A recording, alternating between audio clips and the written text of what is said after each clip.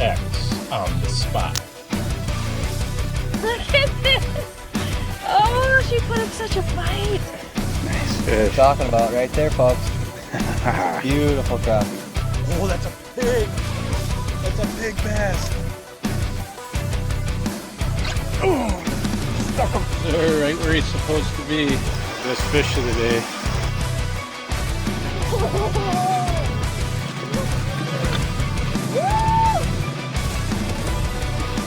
Oh my goodness, crushed. Another really nice fish. Could have a salmon on here. Got him. Big fish. Oh my gosh. Look at that perch. Angler X, honest, informative, real multi-species angling.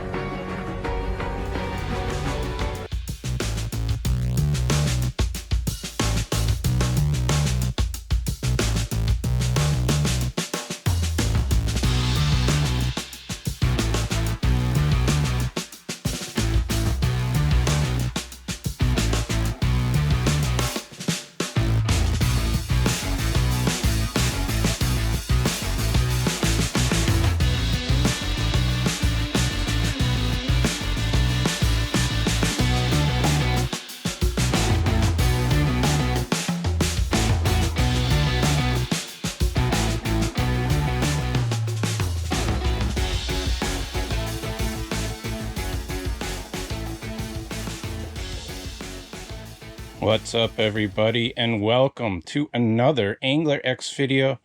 Today I'm fishing the backwaters of Pool 7 in some shallower water. I'm trying to get some underwater footage today. The target species is going to be mostly bluegill today. Now, we got super cold temperatures. It's sub-zero temperatures, so I'm huddled in the shack. I'm not going to be doing much moving around at all. I just wanted to get out onto a spot that was easy to get to, where I knew there was some fish and I could just shack up and catch a few fish during the day and put together a video for you guys. Now, admittedly, this probably isn't the first spot I would have went if we had decent weather, but given the conditions, I think this is probably our best option to get out, get on some fish, and stay warm. But we're gonna sit here and beat up on some of these bluegills. Hopefully they get a little bit bigger than that, and hopefully get a little bit of underwater footage. Now, the water doesn't look super clear here, but sometimes these cameras surprise me on how well they do record underneath the ice. I just got a couple base layers on and a fleece right now, and I am sweating, but I've been moving around trying to get everything set up. It's quite the process getting everything set up here and settled in. What I did was I drilled my first hole and kind of decided if that's where I wanted to fish. I did catch one fish right away without the shack up. But once I established that there was fish, and I decided that's where I'm going to put the shack. I don't want to spend a lot of time outside. So get the shack popped up, pile up some snow around the edges. That's going to help seal the tent down to the ice and keep it much warmer. If you have an insulated shack, that's going to stay a little warmer than versus a non-insulated one. But either way, you're going to want a shack in these temperatures. I believe it's -3 or 4 today, and get that shack set up, get that heater rolling, and just sit back and relax and catch a few fish. But it seemed to me like the water was maybe just slightly cleaner over there, but I couldn't tell until I was set up in here, so I'm a little disappointed in that. It looks a little murky down there, which I don't know how well it's going to show up on the underwater footage, but we may make a slight move here and see if we can get in some cleaner water. But we'll catch a few fish and then make a move if we have to. We'll review the footage, see if we see any of the fish on the video. If not, we'll make a move. Well, guys, I decided to make a move. I wasn't happy with the water clarity where I was at. Now, it isn't great here, but I definitely think it's better. Hopefully we'll be able to see something on the camera and catch a few fish. It's a little bit deeper here.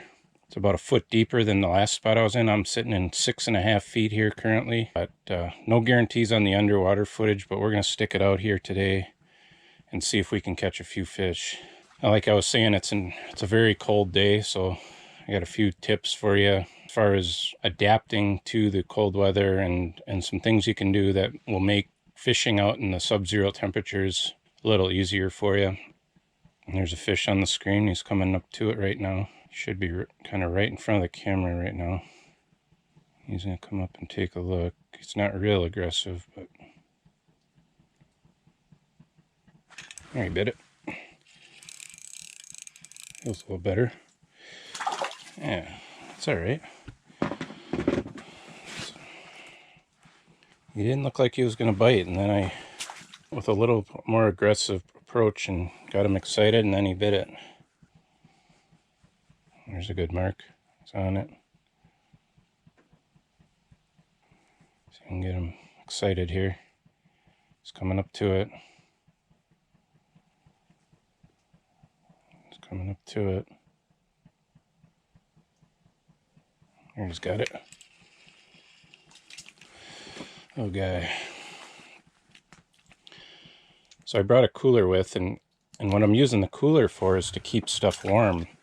Things like your propane tanks, your auger batteries. So if you're using a hand drill, or I'm sorry, if you're using a power drill for your auger, you're going to want to keep your batteries warm so they don't die out. Or even if you have bottles of water to drink or anything to drink, it's going to freeze instantly out here. So you want to put it in a cooler to actually keep it warm and not necessarily keep it cold.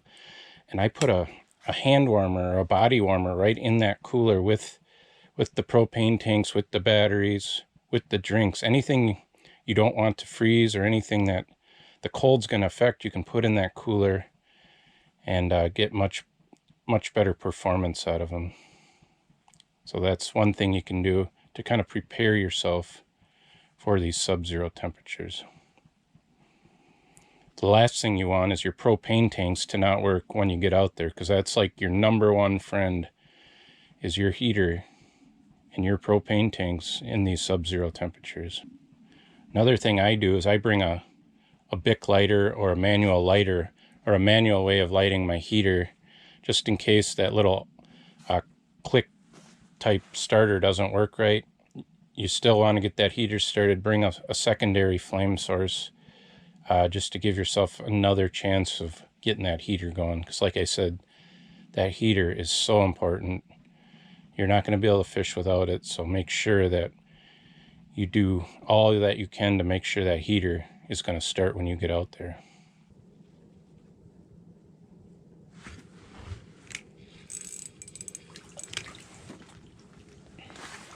Little bluegill. There's a lot of these in here. A lot of these smaller bluegills. There are some decent ones though. So like I was talking about earlier, when you set up your tent, a lot of these tents come with flaps on the bottom. And those flaps are on there so you can surround your tent with snow. So if you have snow on the ice, what you want to do is bring a small shovel with you out onto the ice, and that'll allow you to scoop up snow or scrape snow around your tent onto that apron, and it'll seal the bottom of the tent to the ice and not let any draft in. So if you got a windy day and you pile up that snow around your tent, you're going to have a much better seal, and that tent's going to heat up and stay warm much better. Because you're like, I can't see what's going on down there, which is kind of frustrating on a slow night. Fish you know? on. Just to see if you have a fish on. Oh, nice bluegill. Yeah, for me, I'm like, it's game over. Yeah, right. There we go, guys. Nice looking bluegill. Looks like he got a chunk taken out of him there by a pike or something. But that's by far our best fish of the day so far. Put him on the bump board. It's an 8-inch gill. Get that guy back. Nice fish. Right now, guys, I'm just using a small tungsten jig, the same one I always use. I think it's like a 64th ounce, really small. Then I'm just hooking a wax worm on it, and I always hook them right behind the head, just once. I like them to be nice and floppy down there so they have a lot of action. And that's what I'm using right now. I may switch to plastics here in a little bit if the fish get a little more aggressive, but this is working, so we'll stick with it. So you got to give them enough water, which I guess there's a little bit of a chase yet to catching a fish like that. But I guess my question is, how do people feel about? Because we don't. Just looking at it. I mean, Minnesota, if it's water, it's for the most part public. You know. There we go. Got him. Feels like a better one. There we go. Nice fish. It just seems kind of odd to me that you could go out to your backyard and you're the only person. Put him on the bump board. And he'll go 7.5. There we go, guys. We'll let that guy go. Be first fish finders. And Got him. Nice little gill. to say that it doesn't keep Bump him here just to give us a perspective on what we're catching here. One's a 7.25. Nice little fish. back to it. So you can see, oh, Ooh, there's one. just came down. He's got it. A flash, it flips and it's out. And then you might have Better fish. somewhere else, you might not There you go. Nice little bluegill. know what's going on. He pulled a lot harder than he is big, but pretty fish. Listening to a podcast, so if you hear talking in the background, that's what that is.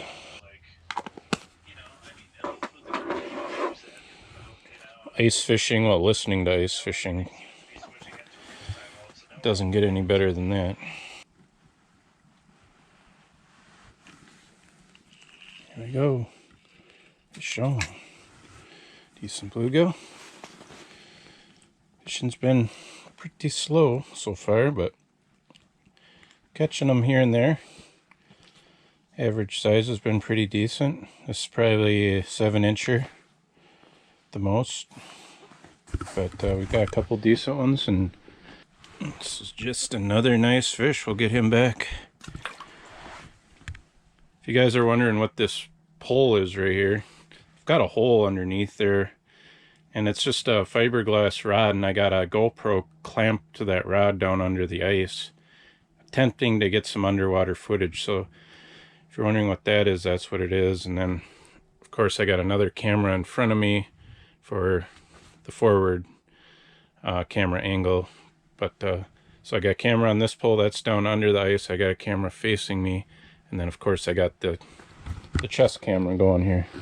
You know, when you do these YouTube videos, the more cameras you use, the more complicated it is to edit these. But I think it makes for a more interesting video, and yeah, I think it's worth the extra effort to add additional cameras. That's a good fish there. Oh, look at that. Look at that bluegill. My goodness. I was not expecting that. Holy cow. That thing came right up off the bottom. That's a jumbo bluegill right there. Whew. Man, oh man, look at that fish. Let's get him on the bump board. Look at that. Look at that bluegill. Wow.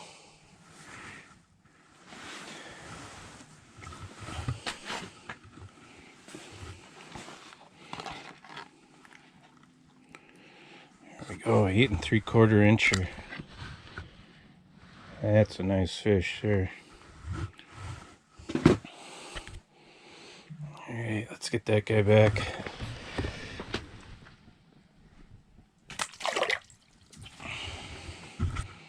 So it's talking about different ways to kind of prepare for cold days when you're out on the ice. Obviously, you're going to be fishing in a shack.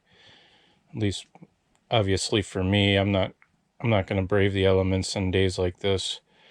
But you're going to be in a shack and you're going to be running a heater. And generally, these heaters run off the small propane tanks. And sometimes people will hook up a larger propane tank to them, like the ones you'd use for your gas grill. But if you're using the little green disposable propane tanks, I suggest bringing several of them.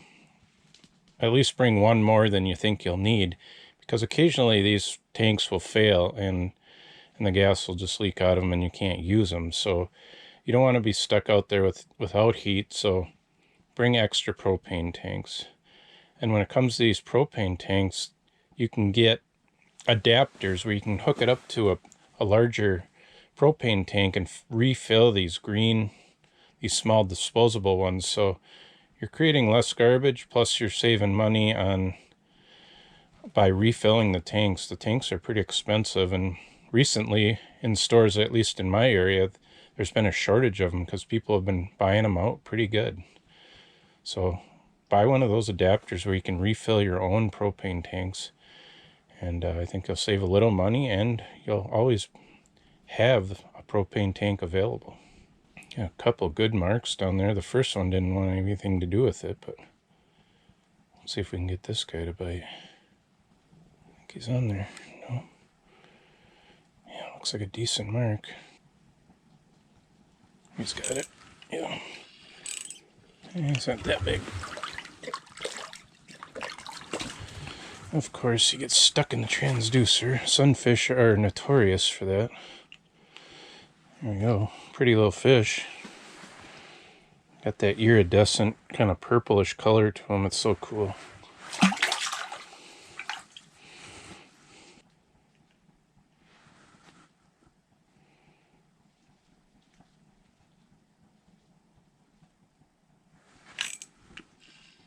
Ooh, crappie.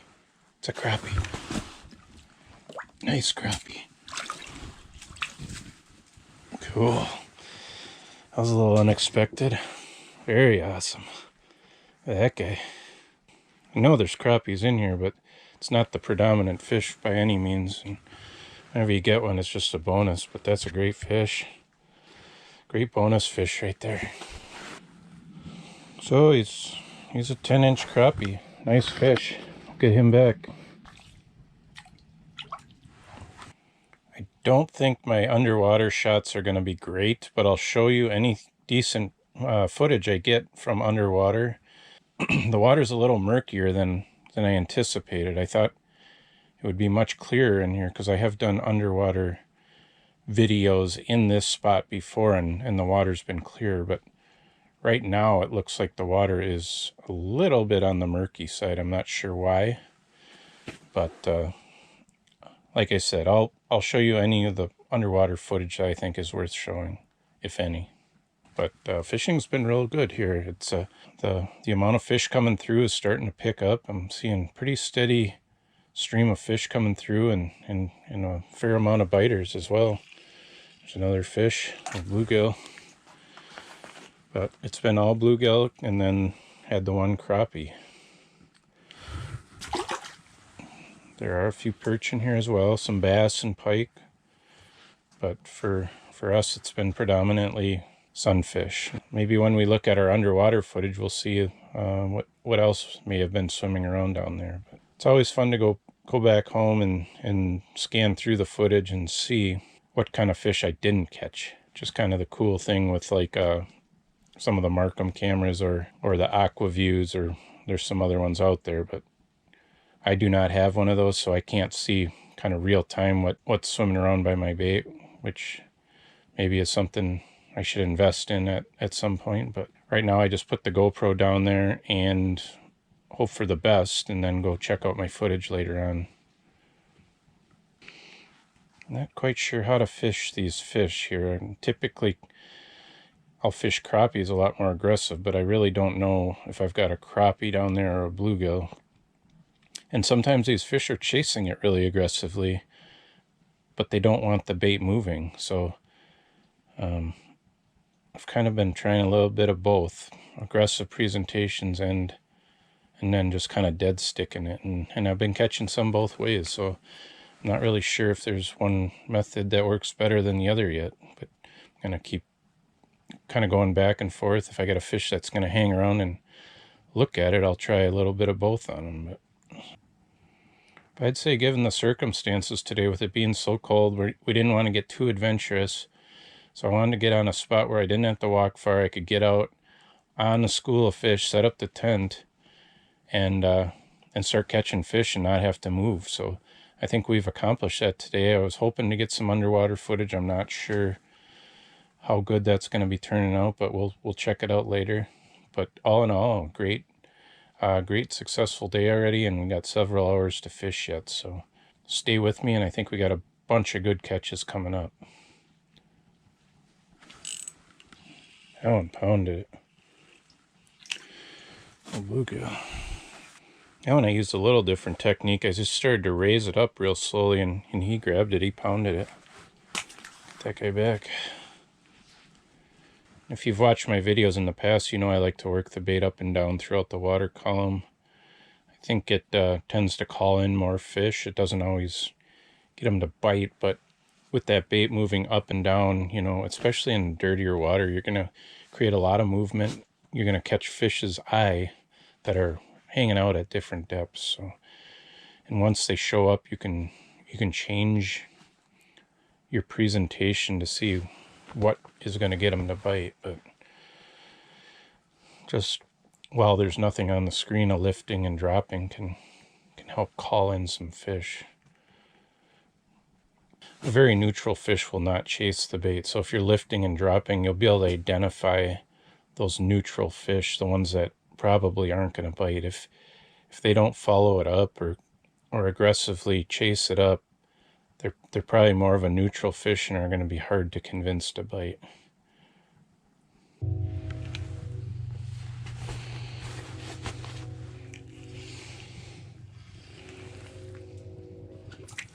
There we go.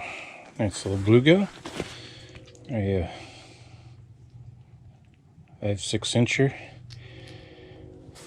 That guy back. We're really comfortable in this shack today. It's windy out, it's cold, but we're in the Clam C560 insulated shelter.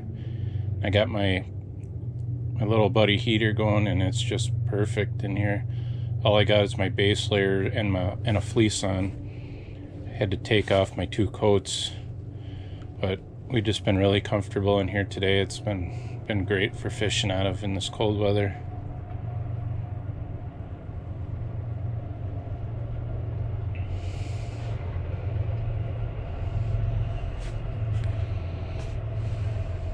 There we go. Medium-sized gill there. A 6-incher. I just love how pretty these fish are. Ouch. And sharp. Got just such beautiful colors on them. Get that guy back.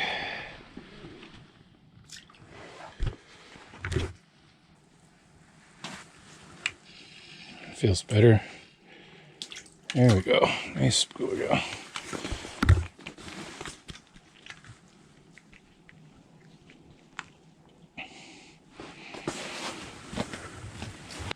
Seven and a quarter. Not a bad fish. Beautiful fish. I mean, the colors on it are just amazing.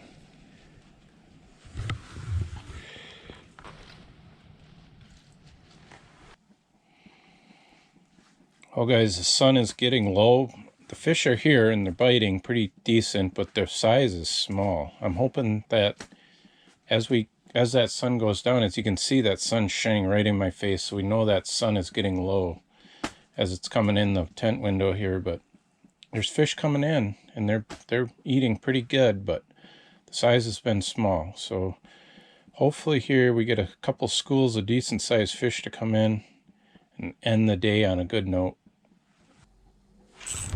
Ooh, I got pounded there. Nice bluegill. Oh, look at that guy there. There's a no doubt about that one. That's a beautiful fish right there. We'll get him on the bump board. Here we go, guys. A nice 8 1/4 inch bluegill. Just a beautiful fish. I've had a great day today. A lot of nice fish. A lot of small ones. But hope you guys enjoyed the video today. And thanks for watching.